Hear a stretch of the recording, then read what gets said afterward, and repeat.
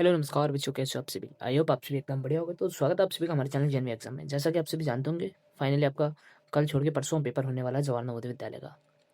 ठीक है, आपके पास यानी कि 2 दिन है गैप में और तैयारी आपकी आई होप एकदम बेहतरीन तरीके से हो गई होगी। तो मैं कुछ ऐसे क्वेश्चन आपके लिए लेके आया हूँ जो आपके एग्जाम में पूछे जाने के चांसेस है, क्योंकि लास्ट ईयर भी पूछे गए थे और लास्ट ईयर भी पूछे गए थे। मतलब कुछ ऐसे क्वेश्चन हैं जो रिपीटेड क्वेश्चन होते हैं, उस टाइप के क्वेश्चन हर साल पूछे जाते हैं। उसी टाइप के क्वेश्चन मैं क्या इस बार लेके आया हूँ और ये क्वेश्चन मैं आपके लिए कराऊंगा और ये वाले क्वेश्चन आपको 100% एग्जाम में रखे हुए मिल जाएंगे। ठीक है बच्चों, देखिए सबसे पहला क्वेश्चन देख लीजिए।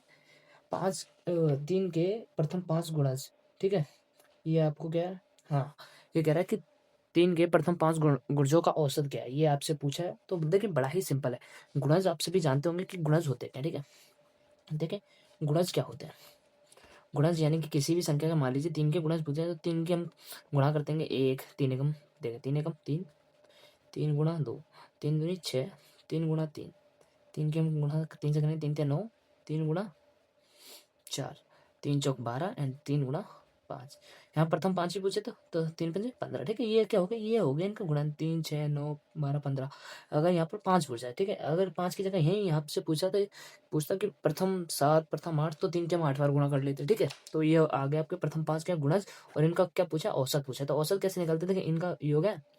औसत निकालने के लिए सभी संख्या का पहले योग कर लेते हैं, फिर जितनी संख्या हम उनसे भाग देते हैं। सभी संख्या का योग करिए, देखिए 3 + 6 + 9 + 12 + 15। ठीक है, ये आ गया। अब इन सबको जोड़ लीजिए, देखिए 12 और 3 कितना होता है 15, और 6 और 9 कितना होता है, ये भी होता है 15। देखिए ये भी 15 हो गया, ये भी 15 हो गया और ये 15 है। ठीक है, आप जोड़ेंगे कितना हो जाएगा, 15 15 30, 15 और 15 कितना होता है 30, और 30 और 15 कितना होता है 45 होता है। ठीक है बच्चों, 45 होता है। और ये टोटल कितनी संख्या थी, 1 2 3 4 5, 5 थी, तो हम इसे भाग दे देंगे 5 से। जो योग आया उसको हम जितनी संख्या उतने से भाग देते हैं, तो हमारा क्या निकल आता है, औसत। देखिए 45 आता है, 5 के पढ़े में जरूर आता है। कितनी बार पे आता है, 5 निम 45। तो कितना आ जाएगा हमारा आंसर, तो 9 हमारा क्या है, राइट आंसर हो जाएगा। ठीक है बच्चों, चलते अपने अगले क्वेश्चन की ओर।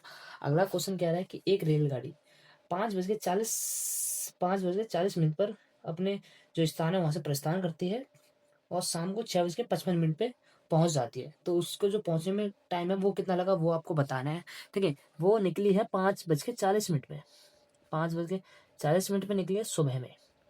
ठीक है, सुबह में निकली है।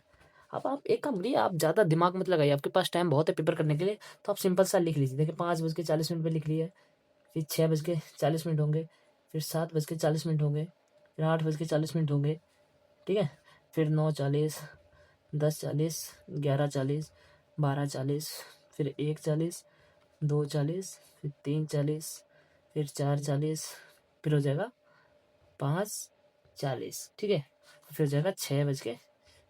ठीक है, यानी कि 6:50 पे वो पहुंची है।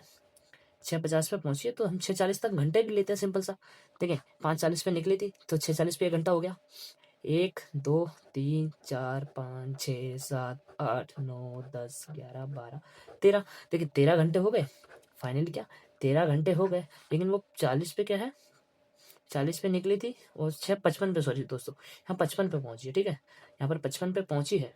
कितने पे, हाँ 6:55 पे पहुंची। देखिए 6:40 तक तो 1 घंटा हो गया, 6:40 तक, लेकिन पहुंची कब है, 6:55 पे। हम 55 मिनट है, तो 55 में से हम 40 घटा देंगे तो कितना आ जाएगा, 15 मिनट हमारे ऊपर क्या आ जाएंगे। तो वो क्या है अपना 13 घंटा 15 मिनट में वो आपकी क्या है, ट्रेन है पहुंची अपने स्थान पर। ठीक है दोस्तों, ठीक है, अगर क्वेश्चन समझ आ रहा हो ना तो जरूर चैनल को सब्सक्राइब कर लीजिए, वीडियो को लाइक जरूर कर दो।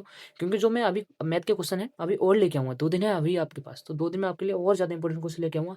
आकृति भी मैं कराऊंगा, सारे जो इंपॉर्टेंट है लास्ट के, अगर आप 2 से 3 क्लासेस ले लेते हो तो आपका सिलेक्शन है फाइनली नवोदय में हो जाएगा। ठीक है दोस्तों, अब देखते हैं अगला क्वेश्चन, देख लीजिए। तीसरा क्वेश्चन है कि 40 से छोटे 5 के गुणज की संख्या बताइए।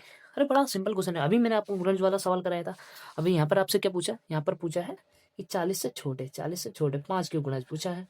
40 से छोटे 5 के गुणजों की संख्या पूछे। देखिए मैंने अभी ये बताया था गुणज कैसे निकालते हैं। 5 के गुणा एक बार कीजिए, ठीक है, जब तक 40 नहीं आ जाता तब तक करते रहिए। 5 एकम 5, फिर 5 के गुणा 2 से, 5 दूनी 10। देखिए 40, देखिए ये काम करिए ना सिंपल सा।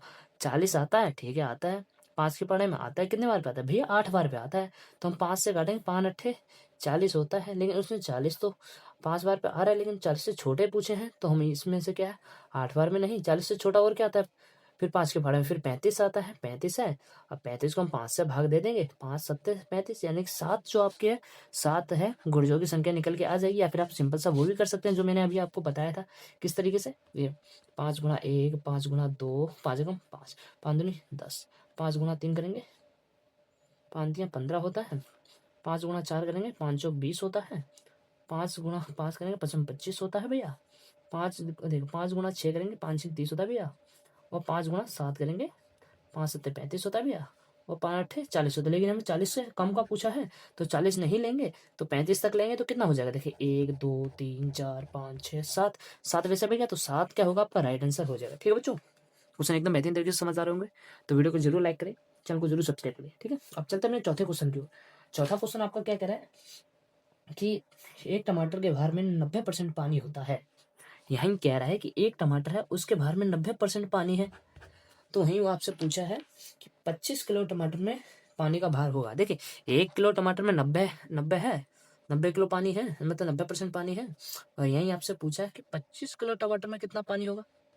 तो 25 को हम 90 से गुणा कर देंगे, 25 को हम 90 से गुणा कर देंगे, और यहाँ पर 90 के पीछे परसेंट था, परसेंट को हटाते हैं, बटे में 100 लगाते हैं। ठीक है बच्चों, परसेंट को हटाते हैं, बटे में 100 लगाते हैं, ये कभी भी याद रखना। यहाँ पर परसेंट है तो बटे में 100 आ जाता है परसेंट हटाने के बाद। आ गया। अब एक काम करिए आप, एक इस वाले जीरो से ये वाला जीरो काट दीजिए। ठीक है बच्चों, काटने के बाद आपका क्या है, ये वाला जीरो से ये वाला जीरो कट गया, कट जाने के बाद आपका कितना बचा, 25 गुणा 9। देखिए अब जैसा है वैसा लिख लीजिए, 25 गुणा 9 बटे 10। देखिए ऊपर और नीचे जब जीरो हो ना लास्ट में तो उसे काट देते हैं हम आपस में। ठीक है, देखिए ये 5 भी है, 5 गुणा 9 और बटे 10।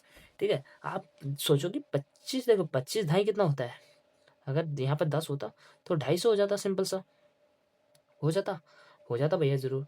लेकिन क्या है यहाँ पर 9 है, तो 250 में से हम 25 घटा देते हैं, या 25 की हम क्या है, 25 की हम 9 से गुणा कर लेते हैं। देखिए 9 पंजे, देखो 25 की हम 9 से गुणा करेंगे।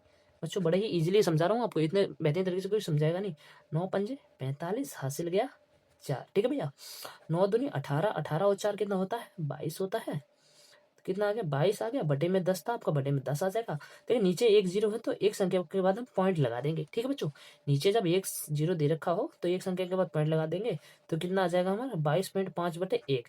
यहाँ नीचे एक रखो मत रखो कोई फर्क नहीं पड़ता, तो 22.5 आपका जो है एकदम राइट आंसर हो जाएगा, यानी कि 22.5 किलो इसमें पानी होगा। ठीक है बच्चों, क्वेश्चन समझ आ गया होगा एकदम बेहतरीन तरीके से। तो इसी तरीके से आपको क्या है, क्वेश्चन समझ आते रहने चाहिए। एक क्वेश्चन आपके लिए होमवर्क में दे रहा हूँ आपको, ठीक है, ये क्वेश्चन आपको दिख जाएगा, अगली वीडियो में आप जरूर बताना कि 500 रुपये की राशि 3 वर्ष में 2% साधारण ब्याज की दर से कितनी हो जाएगी। ठीक है, ये आपको बताना है, तो जल्दी जल्दी बताइए कमेंट करके। ठीक है बच्चों।